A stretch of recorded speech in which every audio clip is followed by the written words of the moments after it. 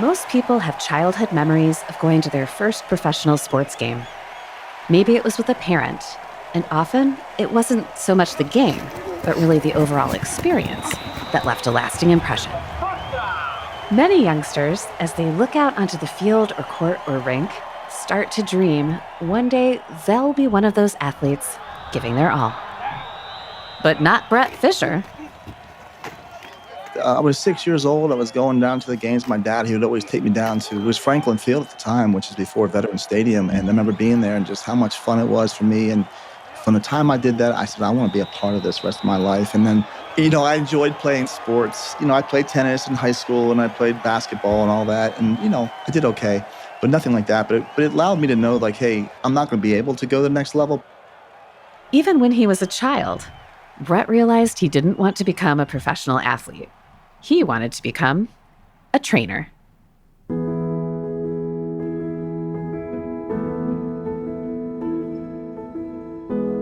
But I knew at an early age that I was able to be around sports by using my ability to know about the body. My first job was 13 years old at a place called Surge's Health Club in Quakertown, Pennsylvania, when I helped players and people learn how to lift weights. So I learned that interest.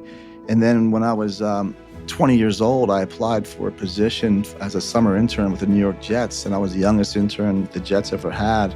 And then I was hooked after that, and that was my purpose, that was my why, and off I went on that journey. And what a journey it's been. Brett started his training as a physical therapist and slowly, over the years, has become more ingrained in professional sports. He's now recognized as one of the top health professionals in the NFL. He worked with individual athletes, started his own clinic, and then was recruited to oversee health and training, first for the Arizona Cardinals, and now for the Detroit Lions. If that's not enough, he's also worked with many soldiers and veterans and has given talks to a number of military organizations about all aspects of health.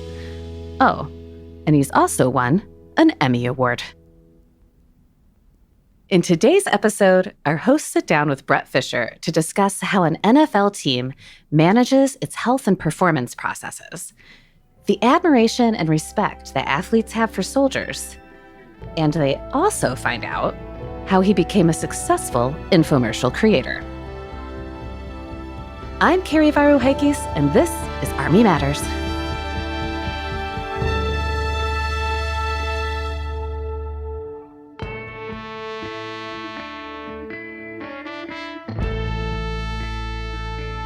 Hello, everyone, and welcome to another episode of Army Matters. I am your co-host, Sergeant of the Army retired Dan Dailey, and y'all know who I'm here with today. Your best buddy, your podcast friend, Lieutenant General retired Leslie C. Smith. So what are we talking about today, Dan? That's a great question. Now that you said that, I got some questions for you to lead into what we're going to talk about today. Okay, how's that? All right. Yeah. All right. You know what? I think our listeners, they listen to our questions attentively, and they think, I know what this episode's about. Let's see if they can figure this one out. Now, question number one for you, Mr. Smith. Here we go. The Super Bowl's coming up. That's America's game. Well, Army-Navy is America's game. Yeah, it's America's game. But we'll say Super Bowl is right after that. Yeah. So do you watch the game? I do. Okay, so you're one of the 43 million or so people that watch it? Yes. That watch the game, yeah. So where do you watch it? It depends. Last couple of years, we've had Super Bowl parties at our house. At your house? Yeah. I've never been invited. Well, you always invited. Always invited. I tell you what, you and Holly. Now, actually, Holly's invited. You're not. Holly's invited, and if you want to come with her, then maybe that's the case. That's fine. I'll drop her off and I'll go to my favorite sports bar. No, I wouldn't do that to you, brother. No. All right, so those are just lead-ins, but here's the actual question. Do you watch the game? Well, I got to finish the whole sequence. Finish the whole sequence. Go ahead. That was the build up to the first question. What's your go-to snack for the football game? Ooh. Rotel and chips. What's Rotel? Cheese and meat and tomatoes. Oh, the melty stuff with the chip in there. And you're like, you're thinking about it right now. Yeah, it makes you hungry. Yeah. Yeah. All right, over to you. All right, so do you watch the game? Of course. Do you go to the game? I've never been to a Super Bowl. What do you watch when you watch it? Usually at home, believe it or not. Yeah. You don't go to a pub or something? No, we don't. We're not in the club scene anymore. Yeah. Back in the 90s, maybe, You were dancing on the tables and stuff? Well, no, I don't think I ever did that. But Night fever. Yeah. Mm-hmm. What's your go-to snack? So I'm a big black licorice guy, believe it or not. I like black licorice. I know that you either love it or you hate it. Yeah. I'm a hater. Why black licorice, Dan? So my favorite is, they have dots, but they're black. They're called crows, right? So it's black licorice dots. You can't find them very, very often. I just found some when I was home for Christmas, by the way. But I love those things. Problem is I can't stop eating them. They're like addictive? They're super addictive, if you like black licorice. Okay. Yeah. All right. Mm-hmm. Anyway, so let's go back to you. Question number 2. Okay. Did you play football when you were younger? I did. Oh, at what level? High school only. That's it? Yeah. What position did you play? I was a defensive end and a free safety. Did you ever get an interception? Nope. We had a pretty good team. We went undefeated through the playoffs. Whoa. Until the second round. Then we lost to the team we beat during the year. But that's a whole nother conversation for another day. For another day. How about you? Did you play football? I did not play football. Why not? But I played basketball. Yeah, I know. So, but didn't y'all win the state championship in basketball? No, well, we didn't win. Mm-hmm. We were undefeated, and then we lost at state championships to bigger schools. Yeah, so, I understand. Yeah. Okay, what's the next question? Yeah. So, Les, the reason why we're talking about football and sports is because today's guest is Brett Fischer, and he is the Director of Player Health and Performance for the Detroit Lions. Detroit. Let's, why don't you invite him to the show? Brett Fischer, welcome to Army Matters, brother. It's a pleasure to be here and an honor. And just thank you for having me on the show. So before we get into it, so what time did you get in and what time did you start work to get ready for today?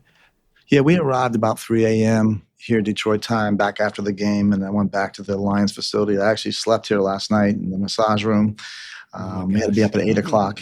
We had MRIs and CT scans going early in the morning for players who got hurt. And then we send those out for second opinions with our doctors and other doctors across the country. And then I have to report to our team administration and head coach by 2 o'clock on some of these injuries and prediction of how long they will be maybe out or what kind of injury it may be. So a lot happens on Monday for me, for sure. Okay, that's cool. Is it on a couch, a cot? What were you sleeping on, Brett? So I slept in the massage room, but they offer us a hotel close to it. I just maximize my sleep by staying here. So we have showers here, we have breakfast here. So I just stay here and off we go. So you can get a massage while you're sleeping. Is that what you said? Yeah, that sounds nice. Massage room. Yeah, I'd be like, we need to come up there, Dan. What do you think? I know. So Brett, to start things off, I'd like to ask you about a certain award you won. You may be the first guest that we've had that's won an Emmy. Can you tell us what it was for and what did it feel like to win it? I did some work with the NFL Network on basically exercises and things they can do. It was called NFL Up, and it's really to help the 8-year-olds playing sports up to college players and how can they improve themselves. So we were able to win an Emmy doing that. So it was a great honor back in 2000. I think it was 13. It was it's something I don't talk about a whole lot. It's something that I was fortunate to get a part of, and it was an honor to get that for sure. Yeah. Did you get to walk up on stage and thank everybody that got you there? No, they had a few people go to New York City, Radio City Music Hall to accept the award, and I wasn't one of them, but I'm okay. They sent me my trophy, and I have it in my area at home. So it's a nice little memory of that. Yeah, that's awesome. But like I said, those things are nice. But to me, it's the relationships that you build in my profession, and I'm sure you guys feel the same way. You may have been on missions and things went really well, but it's really the people, right? The relationships is the times you spent together talking about certain things. Those are my best memories, and it's nice to have those trophies, but they don't mean as much as the relationship for me. Yeah, I mean, so on a professional sports team like the Detroit Lions, how many folks are on the team that their job is explicitly to take care of the players from a medical perspective? We have 9 full-time here, and then we have 3 doctors that really are on call 24/7, and they're here various times during the week. And then I have a list of doctors that are really like associated with us. They're like dentists and eye, may not call every day. And that's a big list there too. But even in game day, we have almost, I think, 25 or 30 personnel on the sideline. And there's airway physicians, emergency physicians. We have EMTs. We have everything. In fact, 90 minutes before every game, we get together with the other team and everything is organized, where the emergency room is going to be, the ambulance is going to be, all these different things are prepared ahead of time. So it's a very thought out process in the NFL. So if something goes wrong, there's medical care right there immediately. And then in practice, same thing. We have people we can call immediately, and we have emergency technicians here at all of our practices as well too when we do hitting. So we make sure we have the proper medical care for the emergencies. Now we are trained to take them on a spine board and things like that, but and then our response time here is about 3 to 5 minutes from emergency rooms, which is good too. Yeah, that's pretty cool. Sounds a lot like the military, Dan. What do you think? Mm-hmm. Yeah, I mean, well, I want our listeners to know that how much goes, they watch the game, and we're all, fan struck by the players, but there's a huge enterprise in the back, that helps that machine run, right, on Sunday. Yeah, it's amazing, and it's funny because sometimes my baseball players that I used to work with will ask, "Hey, can I come see you?" And I have to get permission when we're on an away game, because when we come into a hotel, we'll come underground, behind the scenes. We'll take over a whole floor of ballrooms. Yeah. There's security everywhere. And within 1 hour, we have videos in offensive room, defensive room, special teams, quarterbacks, and they're like big videos. It's a lot like the military moving, getting out. Within 1 hour, you're set up, and you look into these rooms, and our room is full of tables, medical equipment, and it's a full-on physical therapy facility within 1 hour of landing. That's amazing. Then there's security everywhere, and then they're showing plays. The videos are going. We have our own Wi-Fi, our own password in the hotel. Mm-hmm. I would assume it's very close to what the military does when they do mobile units. Yeah, when they set up. Yeah, it reminds me of a golf tournament when nothing's there and they show up. That's what you guys are doing too. And then when you're done, you leave, and it's like, whoop, we haven't been here.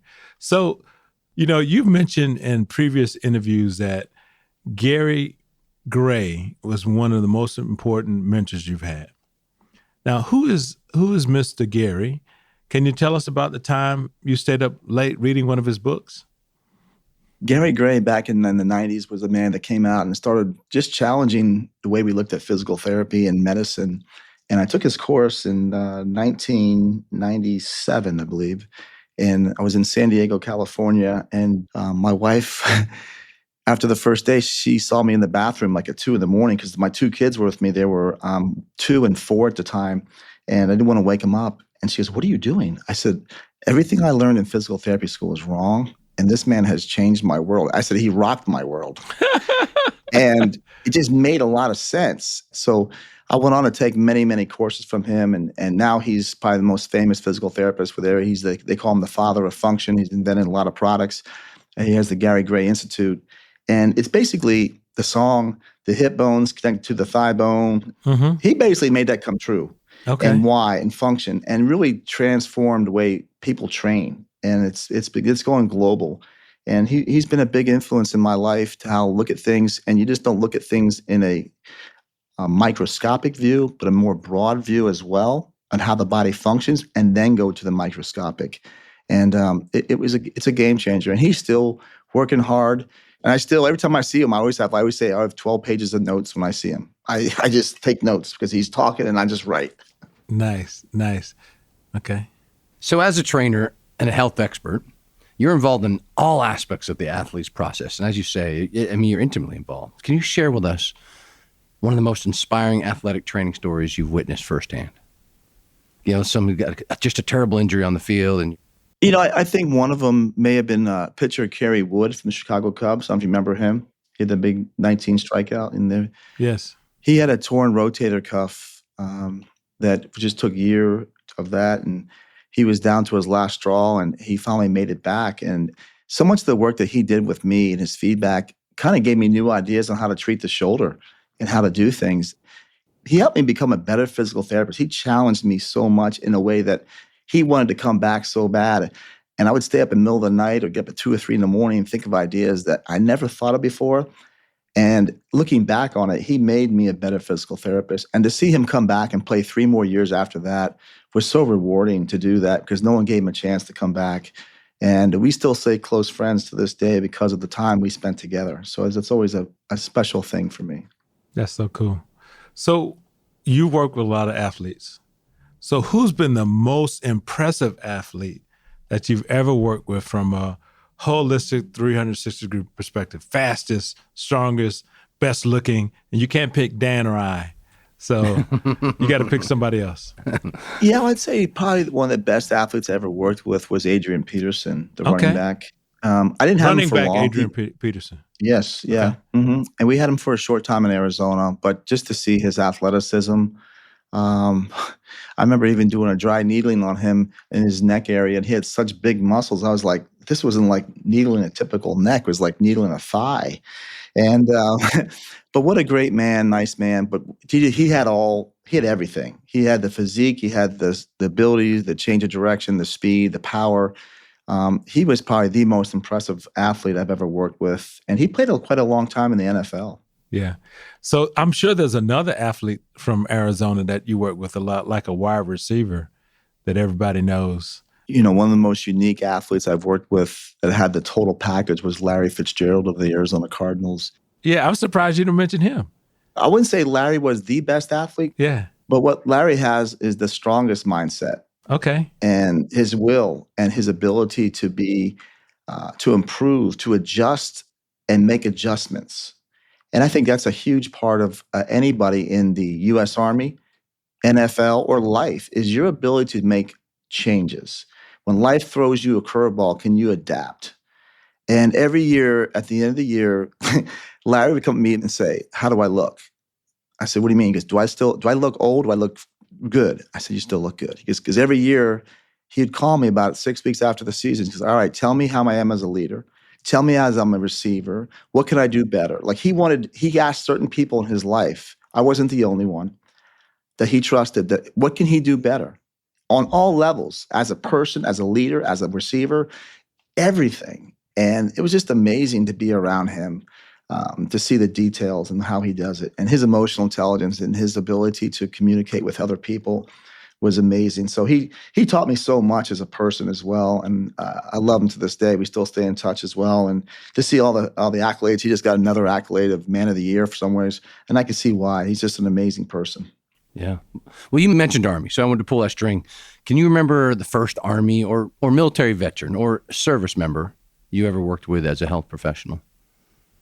Top of my head, I had quite a few because the VA hospital in Phoenix was overloaded, and they would be very good about referring them out. So we got quite a few U.S. Army that served in Afghanistan, and we would get them in there for various injuries.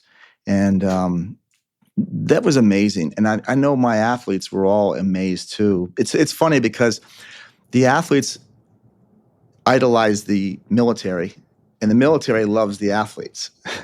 So when they come in there, I think sometimes the general public doesn't always give the respect that's needed for our military.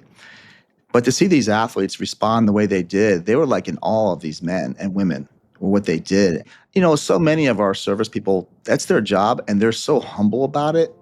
But when you ask questions and they actually go into what happened, it gets quiet real quick with a bunch of athletes. They're like, man, this is so different than what I did. And what the U.S. Army does is life and death. And there's a reverent respect that we have in the NFL for the U.S. military. Join AUSA, the Army's premier professional association and host of the largest land power exposition in the United States. AUSA is open to everyone, including all ranks and components. So whether you have a relationship with the U.S. Army or simply want to honor those who serve, you can learn more online at ausa.org/join.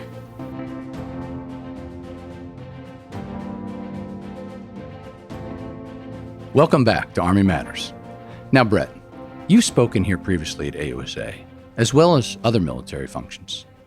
Can you tell us a bit about what do you talk to them about? You know, I had a chance to go and speak to the Green Beret down in North Carolina 2 years earlier. And to see all the injuries they have and, and jumping out of airplanes in the dark and just the different stories they told me and things I could maybe do. Because we do a lot of quick things on the sidelines and things like that would be kind of like the battlefield.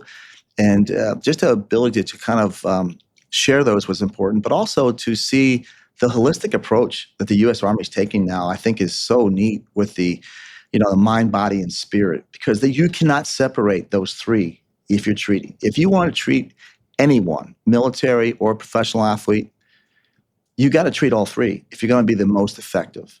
And to see the U.S. Army being that up to date and to see how they're doing it in all their facilities was really neat. And to meet a lot of the service people across the country, I was just overwhelmed. It was one of my highlights of 2025. And then they took me through a Pentagon tour.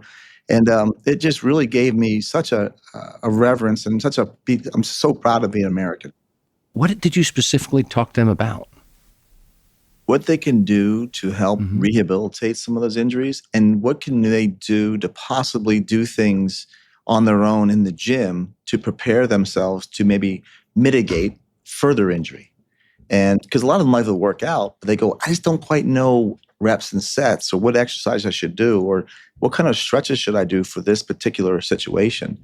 And I was more than happy to help them. And just to hear their stories, it gives you chills when you hear these stories. But what do you tell a 330-pound lineman when they're about to get hit by another 330-pound lineman? How do you build resiliency for that? Yeah, it's funny. We do a whole holistic approach. We look at their mobility in their foot, their ankle, their knee, their hip, their thoracic spine. We look at their strength. We look at their ability to change direction. We do GPS monitoring. We do force plate testing. We do nutritional testing, weighing. We measure their bone density. You name it, we're doing it. We're doing blood work. So we're doing all those things to kind of make them resilient. But we also have player wellness here. And we have people here who are on staff to be counselors for their mental health. We have mental health specialists here for resiliency from a mental standpoint. How do you build a mental toughness? That's in there too. And our organization does a really good job in the draft of really asking those kind of questions and trying to draft, or for us to draft enough people who can at least start the process that we feel fits the Detroit Lions. And that's really about grit and the ability to adapt. I got to pull into this a little more because I'm just intrigued by it, how deep this is. But you've been in this business a long time, Brett. So who are the leaders in this in professional sports? Can you go back that far? And obviously when football first started, they had leather helmets. And that's when you played it, Dan? Or was that no? Me? Was that when I wasn't playing that early either? Yeah. So who's the folks that really started to revolutionize the health? In the NFL, a man named Ronnie Barnes, who is still part of the New York Giants. He runs the New York Giants. He's been there for 40-something years. Dynamic man. He created a lot of things in the NFL and systems. And every year they make us better, that association. They challenge us to do those things. And now the NFL has their medical director, Dr. Alan Sills. He leads the way as well.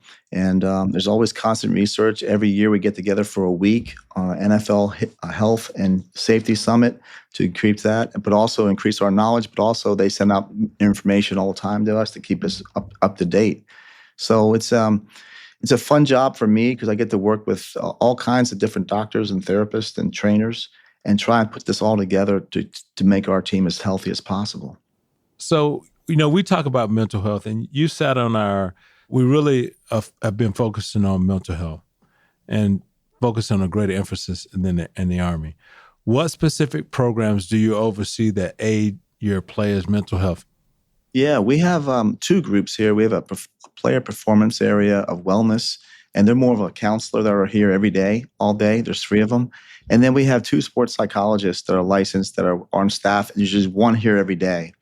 And they also train us in suicide prevention and to talk about these things. And we meet on a regular basis to go over all the players to make sure, who's not getting sleep. Like, for example, who's having babies, because when they have babies, they're not getting their proper sleep. And we try to identify those things and try and get them to have help.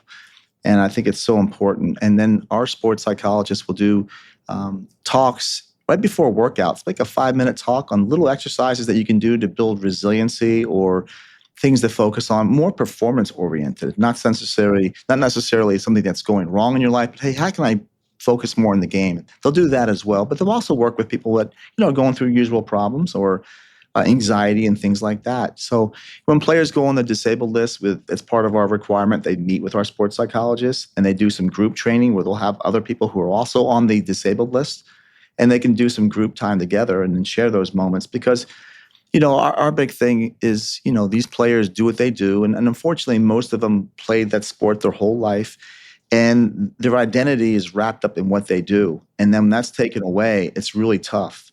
So, one thing I always try to do is one by one is just say, what are you going to do when you retire? They say, well, I've got enough money. I said, no. Everybody's got to do something. I don't care how much money you got.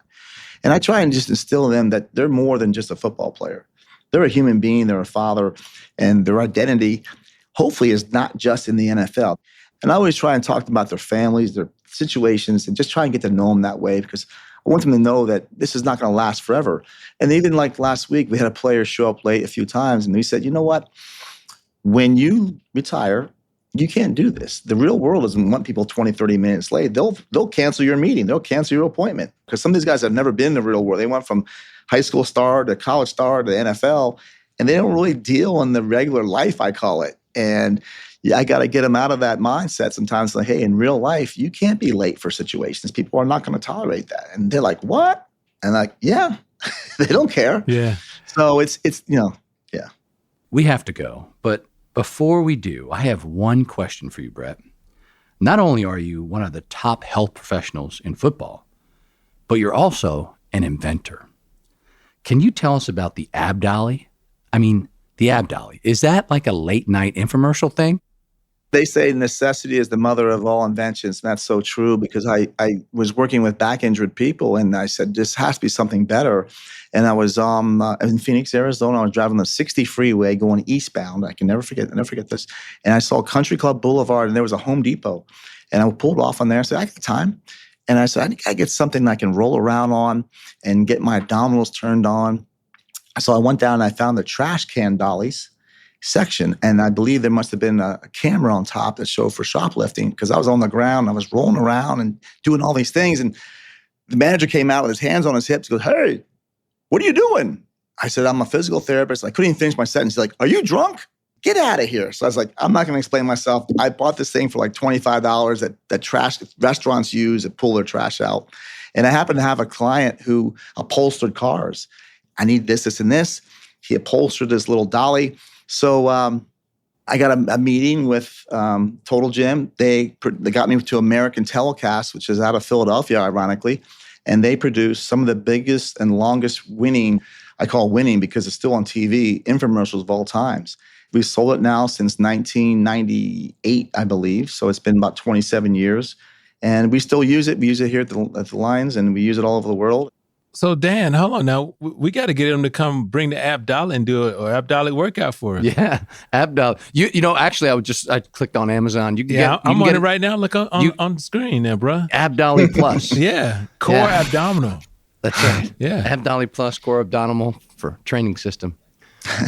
Amazon.com. Yeah, that's right. Well, that's amazing. Yeah, we need to go ahead and get one, Dan. Well, I was thinking he could hire us to do his late night infomercial. Oh. You know what I'm saying? You guys did a pretty good job, actually. But wait, Les, there's more. There's more. And if you order today, we'll come work out with you. Tell them about the special we have. Yeah, we'll send Brett Fischer. He'll do a video just for you. And the first 10 who order in the next 30 minutes will get a personally signed one by Brett Fischer. That's funny. That's cool. That's awesome. So, Brett, thanks so much for taking time to not only spend time with our soldiers, our leaders and their families, but also to come on this podcast. We know you're a busy man. You got another game coming up, and we really appreciate you spending time with us here on Alabama Matters. It's been an honor, so thank you for having me on the show.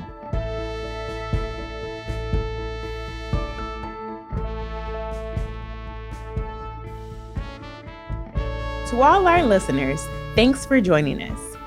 AUSA's Army Matters podcast is brought to you by the Association of the United States Army, the U.S. Army's professional association, member-supported, Army-connected. Visit us at ausa.org for more information or to become a member. Your membership helps AUSA continue to carry out its mission, educate, inform, and connect with the total Army, our industry partners, and supporters of a strong national defense. Today's episode was hosted by Lieutenant General retired Les Smith and SMA retired Dan Dailey, and anchor hosted by Carrie Viral-Hackes. Anthony Del Call is the producer and writer, and Andy Bosnack is the associate producer and supervising sound editor. Ellen Toner is the content editor. Unzinga Curry is the executive producer, and the senior producers are Carrie Viral-Hackes and LaSharon Duncan. Be sure to subscribe to the Army Matters podcast wherever you find your podcasts, and please leave a review. As you know, we love seeing stars in the Army, especially if it comes in the form of a 5-star review. AUSA's Army Matters podcast can also be heard on Wreaths Across America Radio on Monday at 8 p.m. Eastern on the iHeart Radio app, the Audacy app, and the TuneIn app with the search of the word Wreath. For questions or to provide topic recommendations, email us at podcast@ausa.org. AUSA's Army Matters podcast primary purpose is to entertain. The podcast does not constitute advice or services. While guests are invited to listen, listeners, please note that you are not being provided professional advice from the podcast or the guest. The views and opinions of our guests do not necessarily reflect the views of AUSA. I'm LaSharon Duncan, hoping you have a great Army day. Hooah!